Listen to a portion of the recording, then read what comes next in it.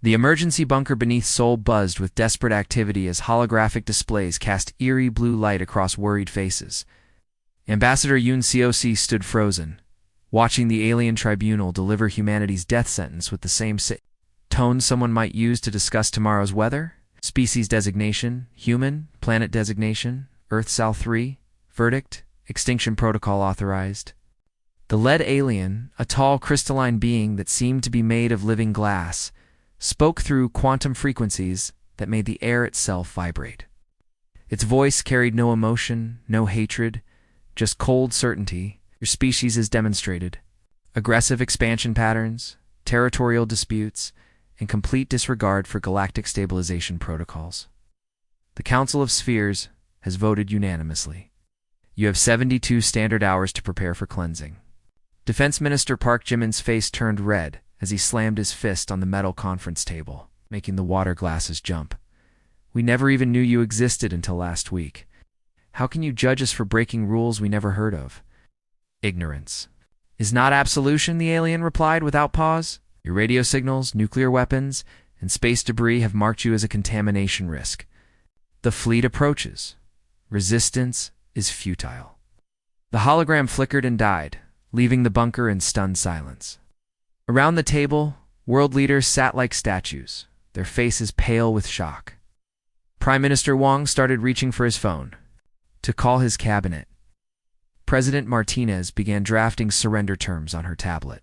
The Japanese ambassador muttered prayers under his breath, but Colonel Kim Hannah wasn't listening to any of them. She stood at the massive tactical display showing Earth's orbital space, her dark eyes studying the approaching alien fleet.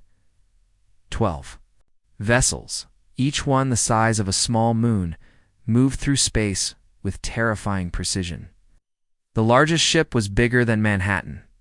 Earth's combined military forces wouldn't even scratch their hulls. Ma'am, Lieutenant Lee Junho approached her hesitantly, his young face tight with fear. The evacuation ships can maybe save 10,000 people. That's it. The lottery system is already running to select who goes, and it didn't turn away from it. The display. Red dots marked the alien positions, growing larger every hour. 10,000 out of 8 billion, she said quietly. That's not salvation. That's just a slower death. What else can we do? Junho asked. Look at those ships. Our biggest nuclear weapons are like firecrackers compared to their main guns. Behind them, the arguing continued. The French president was shouting about diplomatic immunity. The Russian general was demanding one final nuclear strike. The Chinese ambassador was calculating how many minutes they had before the aliens arrived. Hannah touched the display, zooming in on the alien fleet formation. They moved in perfect order like a deadly ballet in space. Lieutenant, how long have humans been fighting wars, ma'am? Junho looked confused by the question. How long have we been killing each other over land, resources, ideas, religions? Thousands of years, right? Hannah turned to face him. And in all that time, have we ever fought fair? I don't understand. When the British fought the Americans, did the Americans line up in neat rows and march toward the guns? When the Vietnamese fought the Americans, did they use tanks and helicopters? When people are outgunned, outmanned, and facing certain death, what do? Understanding dawned in Junho's eyes. They cheat. They adapt. They improvise. They refuse to play by the enemy's rules. Hannah looked back at the display. These aliens have been fighting wars for thousands of years, probably millions. Bet they've been fighting civilized wars. Wars with rules. Wars that make sense, and we don't make sense. Hannah smiled grimly. Lieutenant, we're a species that invented nuclear weapons and then spent 60 years pointing them at ourselves. We fight wars in deserts wearing the wrong camouflage. We charge machine gun nests with bayonets. We've been preparing for this fight our whole history without knowing it. The argument behind them was getting louder. Someone was talking about white flags and unconditional surrender. Another voice was demanding they fire every nuclear weapon at once in one final gesture of defiance. Ma'am, Junho said quietly, even if we fight dirty, even if we cheat, those ships are still impossibly huge. Our weapons still can't hurt them. Maybe not, Hannah agreed. But you know what? They came here to exterminate us cleanly, efficiently. They probably do this to a dozen species every year. Quick, simple, no fuss. She gestured to the display. But what if we don't let them? What if we make it messy? What if we make it cost them something they didn't expect to pay? Like what? Time, resources, maybe even some of their precious order. Hannah turned away from the display and walked toward the communications station. Get me a channel to every military base on Earth. Every ship, every submarine, every pilot who can still fly. What are you going to tell them? Junho asked. That we're not going to evacuate. We're not going to surrender. We're going to fight. Hannah sat down at the communication console and began typing. And when they write the history of this war, they're going to remember that Earth wasn't meant to win. We just refused to lose. The message began broadcasting to every corner of the globe. Dr. Choi Minho rubbed his bloodshot eyes and stared at the equations covering every inch of the underground laboratory walls. Empty coffee cups and energy drink cans littered his desk. He hadn't slept in 48 hours, and the numbers swimming before his vision made less sense with each passing minute. The moon's orbital velocity is 1.02 to kilometers per second. He muttered to himself, adjusting the holographic model that showed Earth's satellite rotating slowly in blue light. If we can destabilize it using synchronized nuclear detonations at these 7 points. His fingers traced complex mathematical formulas across the display.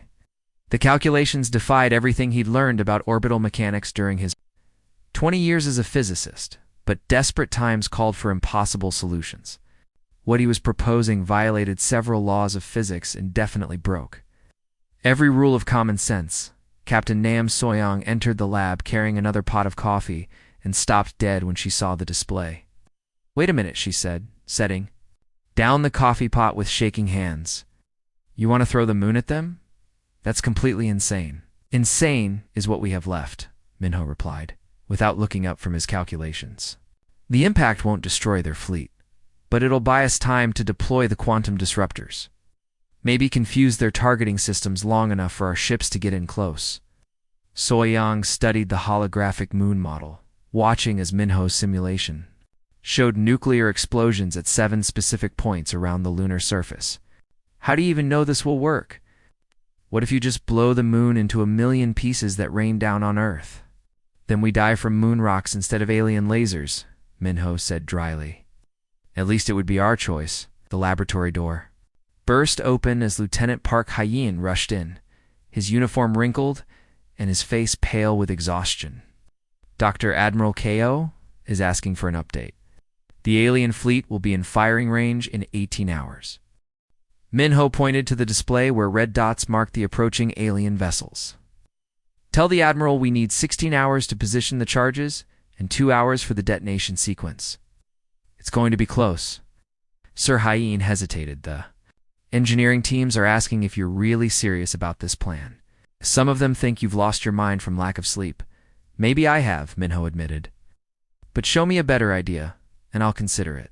3 levels above them, Admiral. Koa Tae-young walked through the hangar bay where humanity's last functioning starships were being prepared for launch. The fleet consisted of 12 vessels, and calling them a fleet was generous. There were 3 military cruisers, 2 research stations hastily fitted with weapons, 4 cargo haulers converted into missile platforms, and 3 mining ships that had been turned into flying bombs. Against the alien armada, they were gnats attacking eagles. But they were all humanity had left. Admiral Captain Lee Minji approached with a tablet full of reports. The crews are asking about the mission parameters. Some of them want to know if there's any chance of survival. Tae-young looked at the ships being loaded with every weapon Earth could spare. Tell them honestly, Captain, we're not going out there to win. We're going out there to make sure they never forget what it cost them to kill us. Sir, morale is irrelevant. Tae-young interrupted. Fear is irrelevant. The only thing that matters is making those aliens pay for every human life they take. If we can make them hesitate before they attack the next planet, then we've won something. In the depths of space, automated cargo ships raced toward the moon, carrying their nuclear payloads. The bombs were old, crude weapons compared to the aliens' technology, but they were big enough to crack mountains. 7 of them, placed precisely at the moon's weakest structural points. It might just be enough to knock Earth's satellite out of orbit. Back in the laboratory, Minho watched the countdown timer tick toward 0. 15 minutes until detonation. He announced over the communication system. All personnel should observe radio silence during the event. So-Yang stood beside him, her face tight with worry. What if this doesn't work? What if the moon just breaks apart harmlessly? Die knowing we tried something impossible, Minho said. But if it works even a little bit, maybe our ships will have a fighting chance. The timer reached 0.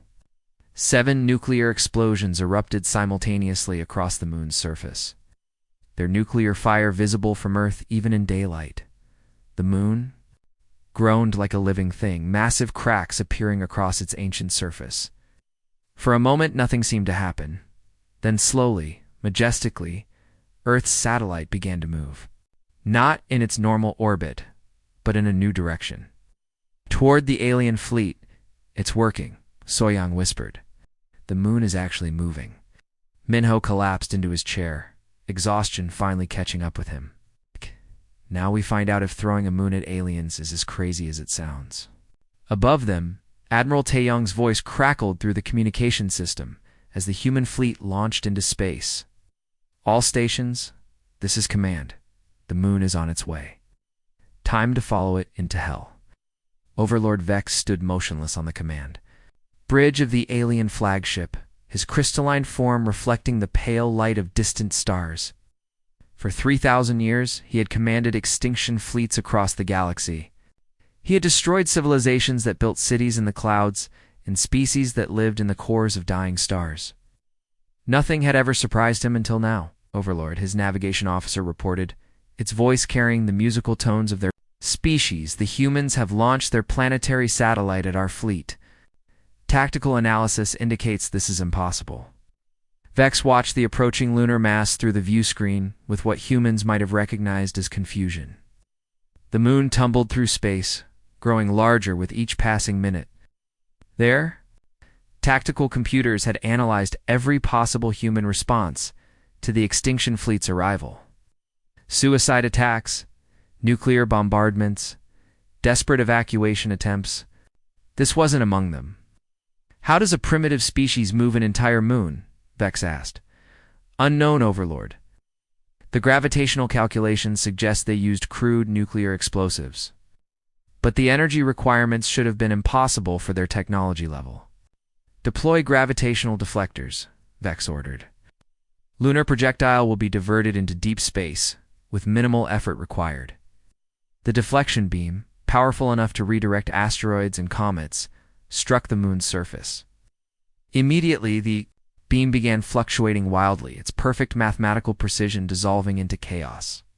Warning lights flashed across the bridge as the targeting system struggled to maintain a lock. Sir, the navigation officer's voice carried a note of panic. The projectile it's everywhere and nowhere. Our targeting systems can't lock onto it. Vex moved closer to the tactical display, his ancient mind struggling to process what he was seeing. The moon appeared to be in 17 different positions simultaneously. Each time their computers tried to calculate its trajectory, the path changed. It was as if the humans had somehow embedded pure uncertainty into the lunar structure itself. This violates the fundamental laws of physics, Vex stated. Yes, Overlord. Humans appear to have weaponized quantum uncertainty. The more we try to predict the projectile's path, the more chaotic it becomes. Back on Earth, Sergeant Beija-Su crouched in a reinforced bunker 30 meters underground, her fingers flying over the quantum disruptor controls. The bunker shook violently as alien bombardment rained down on the surface, but she kept working. Dust fell from the ceiling with each impact, and the lights flickered constantly. Working. She shouted over the noise to her team. There! Computers can't handle true randomness. Every time they try to target the moon, the quantum field shifts its probability state. Her equipment, hastily built from parts salvaged from university physics labs, hummed with dangerous energy. The quantum uncertainty generators were burning, out one by one, but they were holding together long enough to matter. On her screens, she watched the impossible sight of the moon existing in multiple positions at once. The alien deflection beams were hitting empty space, striking shadows of where the moon might be instead of where it actually was. "How much longer can we maintain this?" asked Private Kim Do-yen, shouting over the sound of explosions above. "Maybe 10 minutes, Jisoo replied. "The generators are overheating, but 10 minutes might be enough." In space, the moon fragmented into 17 separate masses, each one following an impossible trajectory. The alien fleet found itself trying to dodge fragments that shouldn't exist in the same dimensional space. Their perfect formation dissolved into chaos as ships scattered in all directions, each one trying to avoid impacts that might or might not happen. "Our Lord," The tactical officer reported, "3 of our vessels have collided with lunar fragments that our sensors indicated were not there." "How can they collide with something that doesn't exist?" Vex demanded. "Unknown, sir. Our understanding of quantum mechanics appears to be inadequate for this situation." Through the chaos, Admiral Ko Taeyong's voice crackled through the communication. The system of the human fleet. His 12 ramshackle vessels were racing through the debris field, using the quantum confusion to mask their approach. "All human vessels commence random attack pattern 7, Taeyong ordered. "Remember, if what you're doing makes sense, you're doing it wrong." Captain Nam Soyoung, commanding the converted cargo hauler Seoul Hope, stared at her tactical display. In bewilderment, random attack pattern 7 meant firing weapons in directions that military doctrine said were completely useless. It violated every principle of space combat she'd ever learned. Captain or weapons officer called out, "The targeting computer is recommending we fire at empty space." "Then fire at empty space," Soyoung ordered. "Apparently, we're not fighting a normal battle." The human fleet began firing in directions that made no tactical sense. Missiles launched toward vacant regions of space.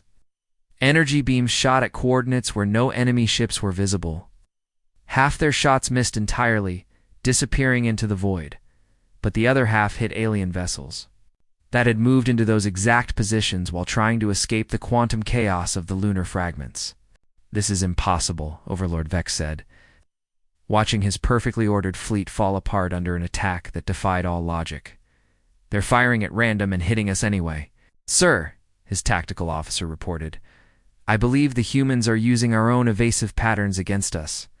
Because we're trying to avoid quantum uncertainty, we're moving into predictable positions." Vex realized with growing horror that his fleet was being defeated not by superior technology or brilliant strategy, but by pure, chaotic randomness.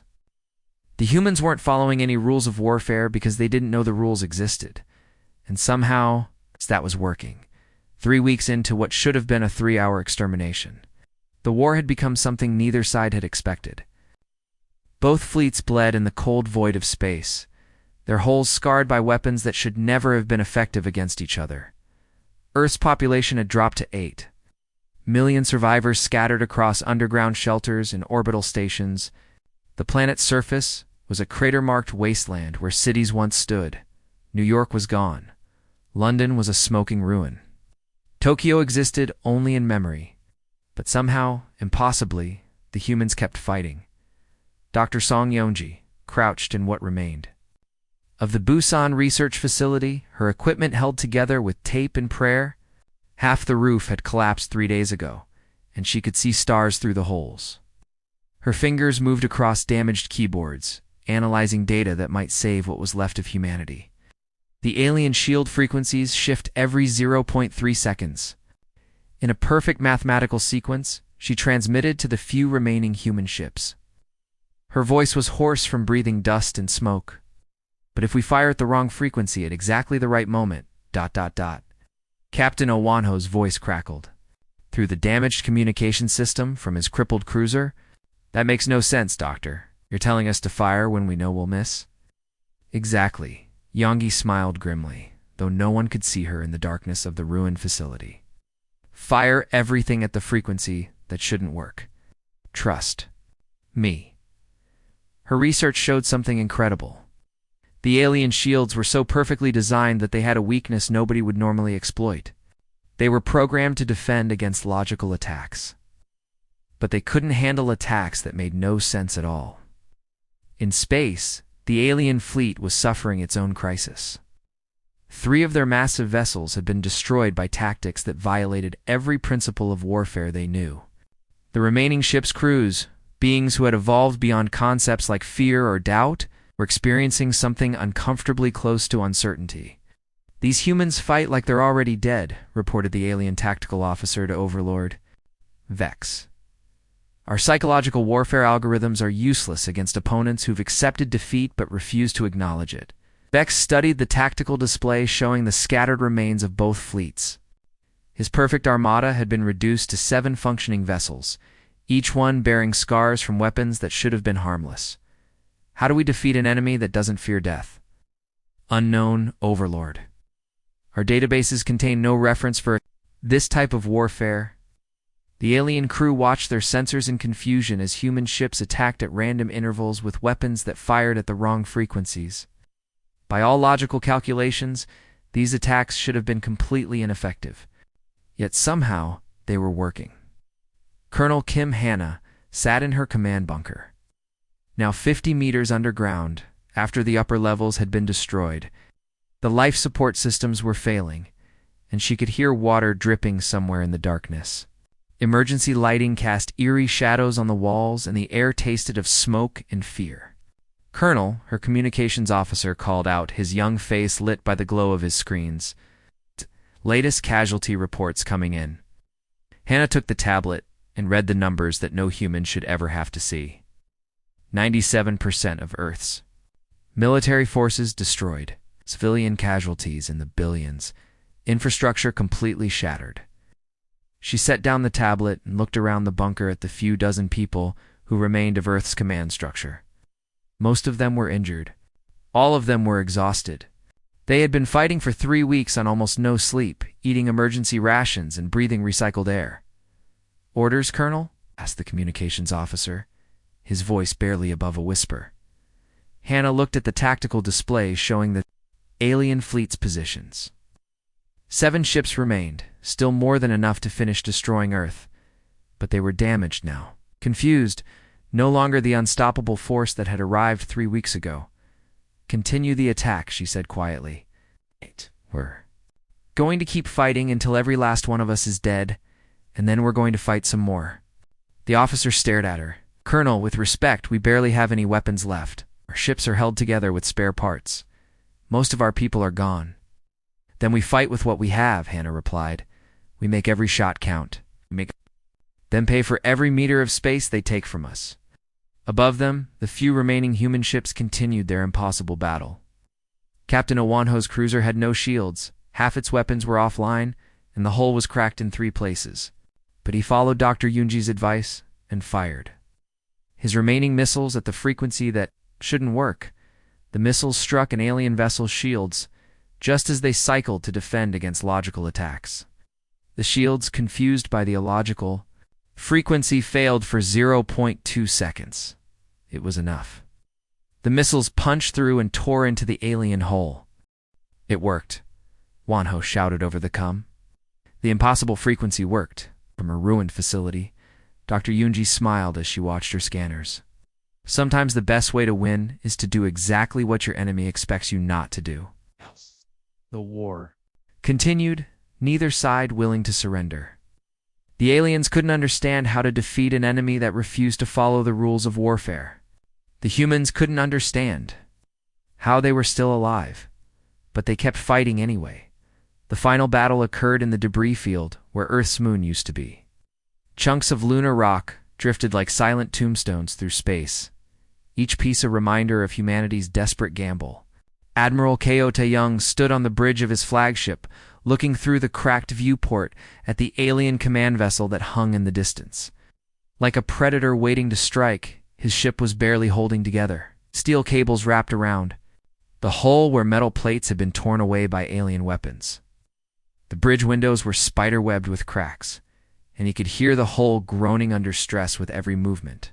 This was all that remained of Earth's mighty fleet. One damaged cruiser facing the alien flagship in what both sides knew would be the last engagement. "Sir, all weapons are offline, engines are dead, and life support is failing," reported Lieutenant Park Sungmin, his voice tight with barely controlled panic. The young officer's uniform was torn and stained with blood from a head wound he'd received during the last attack. Tae-young nodded calmly, as if Sungmin had just told him the weather forecast. Then we rammed them. The bridge fell silent, except for the sound of sparking electronics and the hiss of escaping air. The crew stared at their admiral, wondering if he'd finally lost his mind after 3 weeks of impossible warfare. "Sir," Sungmin said carefully, "ramming their ship won't even scratch their armor. Our hull will crumple like paper." "I know," Tae-young replied simply, "but we're going to do it anyway." Activated the emergency thrusters, the only propulsion. "Systems still working?" The ship lurched forward, heading straight for the alien vessel. Through the static-filled communication system, he could hear the voices of his crew preparing for impact. Aboard the alien command vessel, Overlord Vex watched the human ship's approach with something that might have been admiration. His crystalline form reflected the light of distant stars as he observed the damaged cruiser accelerating toward his flagship. "They're going to impact our hull," he said to his tactical officer. "It won't even scratch our armor."